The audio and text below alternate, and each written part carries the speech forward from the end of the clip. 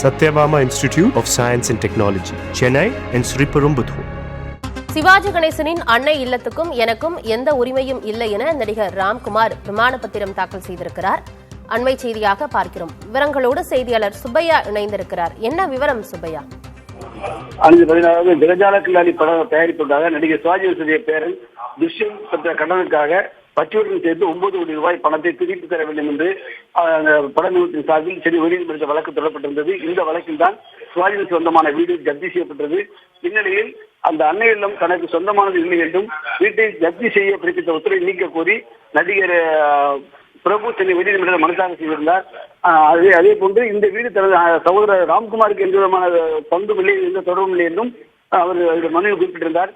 இதற்கிடையே வழக்கு வீடு விசாரணைக்கு வந்த பொழுது ராம்குமார் தரப்பில் இது தொடர்பாக பிரமாண பத்திரம் தாக்கல் செய்ய வேண்டும், இந்த வீட்டுக்கு தனக்கு எந்த பங்கும் இல்லை, உரிமை இல்லை என்று பிரமாண பத்திரம் தாக்கல் செய்ய வேண்டும் என்று நீதிமன்றம் உத்தரவிட்டிருந்தது.